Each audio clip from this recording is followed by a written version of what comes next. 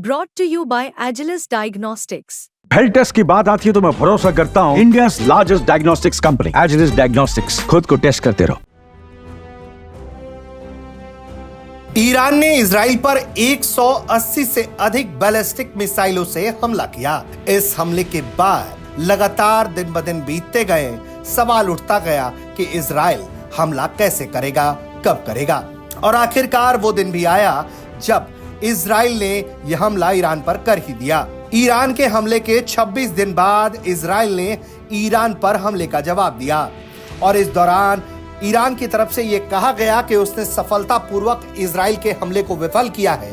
लेकिन कुछ सैटेलाइट तस्वीरें सामने आई हैं और इन सैटेलाइट तस्वीरों के जरिए यह दावा किया जा रहा है कि ईरान को इजराइल ने बड़ा नुकसान पहुंचा दिया है। सैटेलाइट तस्वीरों में प्राचीन मिलिट्री बेस, जो एक इंटरनेशनल एटॉमिक एनर्जी एजेंसी के लिए काम किया हुआ माना जाता है, उसको लेकर कहा जा रहा है कि वहां हमला हुआ है।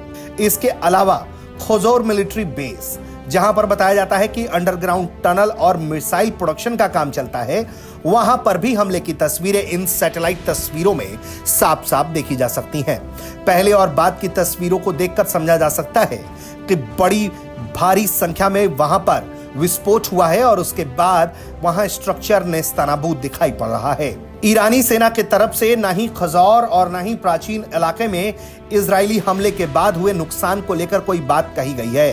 हालांकि पहले ये जानकारी सामने आई थी कि ईरान के 4 सैनिक जो एयर डिफेंस सिस्टम के लिए काम कर रहे थे, उनकी मौत हुई थी।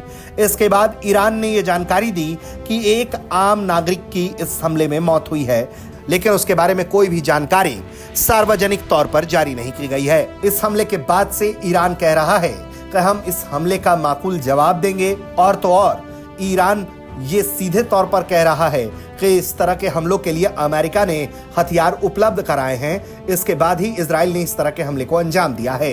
ईरान की तरफ से भले ही इस हमले के नुकसान के बारे में बात नहीं की जा रही हो, लेकिन लोगों को ये शक है कि ईरान को इस हमले में बड़ा नुकसान हुआ है।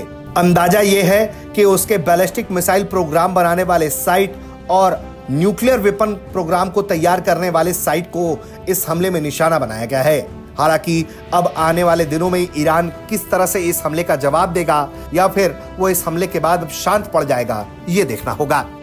ब्यूरो रिपोर्ट, भारत तक।